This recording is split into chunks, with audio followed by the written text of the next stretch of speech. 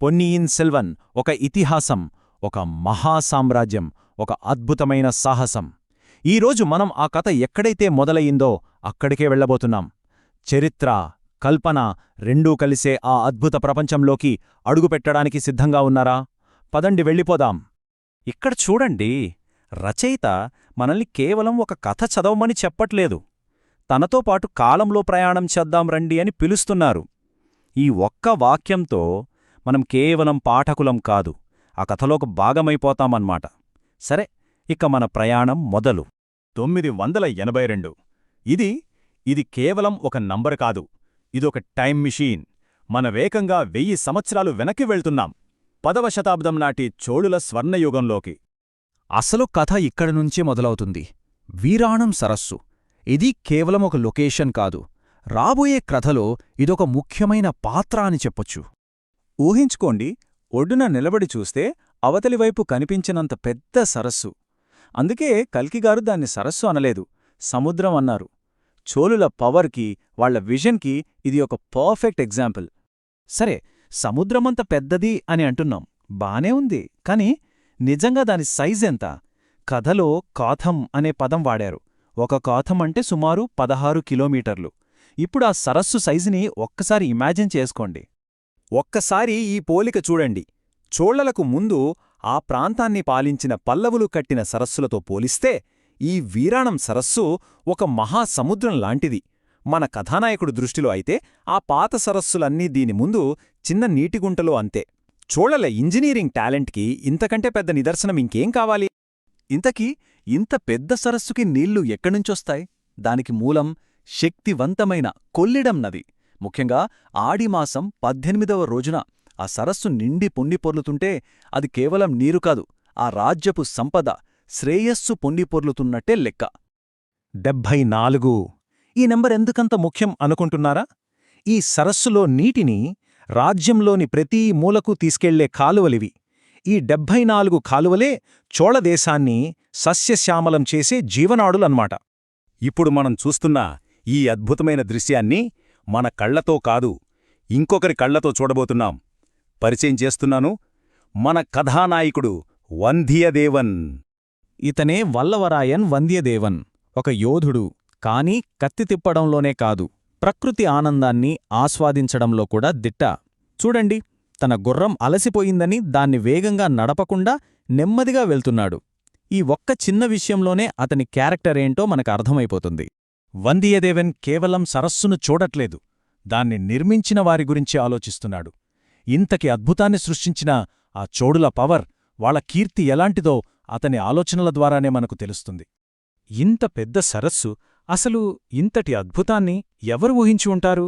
కేవలం ఒక రాజు కాదు, ఒక దార్శనికుడు, ఒక విజనరీ మాత్రమే ఇలాంటిది నిర్మించగలడు. వందియదేవన్ మదిలో మెదిలిన ఈ ప్రశ్నే మనల్ని ఆ లెజెండరీ పర్సన్ దగ్గరికి తీసుకెళ్తుంది. ఆయనే యువరాజు రాజాదిత్యుడు, పరాంతక చోళుని కుమారుడు. ఈ సరస్సు కేవలం ఆయన కన్న కల కాదు, ఆ కలను నిజం చేసిన ఆయన కార్యాచరణకు ఒక నిదర్శనం. రాజాదిత్యుడు అంటే కేవలం సరస్సు కట్టించిన ఇంజనీర్ అనుకుంటే పొరపాటే. అతను నీటిపారుదల ప్రణాళికలు గీసిన చేతులతోనే తక్కోలంలాంటి భయంకరమైన యుద్ధంలో సైన్యాన్ని నడిపించాడు. చివరికి మరణంలో కూడా అమరత్వం సాధించిన వీరుడు. ఏనుగుపై నిద్రించిన ప్రభువో, ఏంటి ఈ బిరుదు? దీని వెనకున్న కథేంటంటే, యుద్ధభూమిలో తను ఎక్కిన ఏనుగుమీదనే వీరమరణం పొందాడు. అందుకే ప్రజలు ప్రేమతో, గౌరవంతో ఆయనకి ఆ బిరుదిచ్చారు.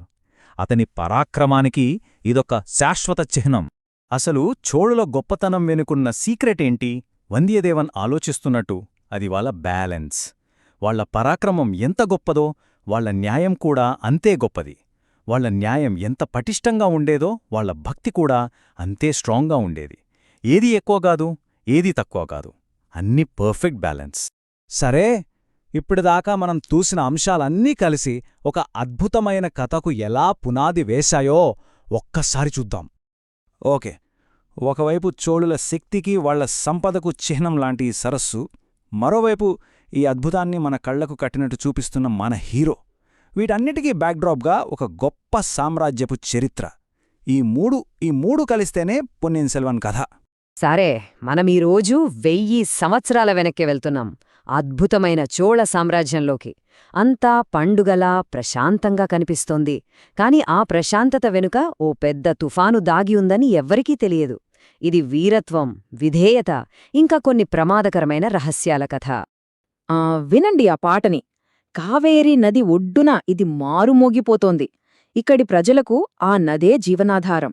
సో ఆ నదిని కీర్తిస్తూ పాడుకుంటున్నారన్నమాట. వాళ్ల ఆనందం, ఆ సామ్రాజ్యపు సంపద అంతా ఈ పాటలో కనిపిస్తోంది. ఆ వాతావరణం ఎంత పండగలా ఉందో కదా. మన కథ చోళదేశం నడిబొడ్డున మొదలవుతోంది. అక్కడ కావేరి నది ఒడ్డున ఒక పెద్ద సంబరం జరుగుతోంది. అదేంటంటే ఆడినెల 18వ రోజు జరుపుకునే ఆడిపెరుక్కు పండుగ. మరా దృశ్యమెలా ఉందో చూద్దాం పదండి. ఒకసారి ఆలోచించండి. ఆ గాలిలో మంచి పువ్వుల సువాసన, రుచికరమైన వంటకాల ఘుమఘుమలు, ప్రజల నవ్వులు, పాటలు, కావేరీ నది ఒడ్డు మొత్తం కళకళ్లాడిపోతోంది. నిజంగా చోళ సామ్రాజ్యం తన స్వర్ణయుగంలో ఉన్నట్టుంది ఆ సీన్ చూస్తే. అయితే ఈ జనసందోహం మొత్తాన్ని కొంచెం దూరం నుంచి గమనిస్తున్నాడు మన కథానాయకుడు. వానర్ కులానికి చెందిన యువ యోధుడు వంద్యదేవన్. అతని లుక్ చూస్తేనే అర్థమవుతుంది అతను ఏదో మామూలు ప్రయాణికుడు కాదని. ఆ కళ్లల్లో ఒక రకమైన తీక్షణత ఉంది. అక్కడ పాడుతున్న పాటలు అవి ఊరికే పాటలు కాదండోయ్, అవి చోళుల చరిత్ర, విజయాలయుడు, ఆదిత్యుడు, పరాంతకుడు లాంటి గొప్ప గొప్ప రాజుల కథలు. వందియదేవన్ లాంటి యోధులు ఇలాంటి కథలు వింటూనే పెరిగారు. ఆ పాటలు వాళ్లలో స్ఫూర్తిని నింపుతాయన్నమాట. అంతా ఇంత హాయిగా, ఇంత ప్రశాంతంగా సాగిపోతుండగా ఒక్కసారిగా సీన్ మారింది. ఆ ఆనందకరమైన వాతావరణంలోకి అకస్మాత్తుగా ఒక అలజడి ప్రవేశించింది. అంత ప్రశాంతంగా ఉన్న నదిమీద ఉన్నట్టుండి 8 పెద్ద పడవలు, చూట్టానికి రెక్కలు విప్పిన హంసల్లా ఉన్నాయి. కాని వాటి రాకలో ఏదో తేడాగొడుతోంది. పండగ వాతావరణానికి ఏమాత్రం సంబంధం లేని ఆ గంభీరమైన పడవలు అందర్లోనూ ఒక రకమైన భయాన్ని కలిగించాయి. ఇంతలో ఆ పడవల్లోంచి పొడవాటి యోధులు ఈటలతో గట్టుమీదుకు దూకారు. వాళ్ల అరుపులు చూడండి, తప్పుకోండి, దారివ్వండి అని. ప్రజల్ని నిర్దాక్షిణ్యంగా పక్కకు నెట్టేస్తున్నారు.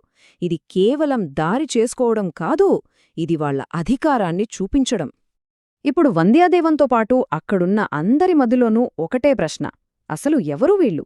ఏంటి వీళ్లకింత ధైర్యం? ఇంత ప్రశాంతంగా జరుగుతున్న పండగని పాడుచేయడానికి వీళ్ళెవరు? అయితే ఆ ప్రశ్నలన్నిటికీ సమాధానం ఒకే ఒక్కదాన్లో ఉంది.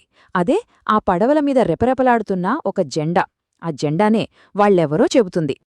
ఆ జెండా మీదున్న గుర్తు తాటిచెట్టు. అదే పనయ పతాకం. ఆ జెండాను చూడగానే ఒక్కసారిగా అక్కడంతా నిశ్శబ్దం. ఎందుకంటే ఆ జెండా చోళ సామ్రాజ్యంలో అత్యంత శక్తివంతమైన పழுవేట్టరాయర్ వంశానికి చెందినది. వంద్యదేవన్కి కూడా మొదట అర్థం కాలేదు. పక్కనే ఉన్న ఒక ముసలాయన చెప్పాడనమాట, ఆ పడవలు గొప్ప యోధుడు పழுవేట్టరాయర్వి అని. ఆ పేరు వినగానే వంద్యదేవన్కి ఒక్కసారిగా షాక్. పழுవేట్టరాయరా? కథల్లో విన్నా ఆ వీరుడా? 24. జస్ట్ ఒక నంబర్ కాదిది. పழுవేట్టరాయర్ పోరాడిన యుద్ధాల సంఖ్యాది. అతని శరీరం మీద ఉన్న గాయాల సంఖ్య కూడా అదే. ఈ ఒక్క నంబర్ చాలు సామ్రాజ్యంలో అతని స్థానమేంటో చెప్పడానికి.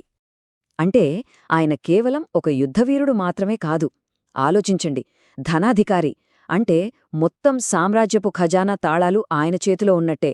అలాగే ధాన్యపాండారం అంటే ఫుడ్ సప్లై కూడా ఆయనే కంట్రోల్ చేస్తారు. ఇంకా సామంతుల మీద పన్నులు వేసే అధికారం కూడా ఆయనదే. ఇవన్నీ ఒక ఎత్తైతే రాజకుటుంబంతో పెళ్లి సంబంధం కూడా ఉంది. సో లెక్క ప్రకారం చక్రవర్తి తర్వాత ఆయనే మోస్ట్ పవర్ఫుల్ పర్సన్ అన్నమాట. ఆయన మాటే వేదం. ఓకే, ఇంత పవర్ఫుల్ మనిషిని చూశాక ఇప్పుడు కథ మళ్ళీ మన వంద్యదేవన్ దగ్గరికి వస్తుంది. ఇంతటి శక్తివంతుడైన వ్యక్తిని చూసినప్పుడు అతను ఏం చేయబోతున్నాడు? ఇక్కడే అతనికి అసలు టెస్ట్ మొదలవుతుంది.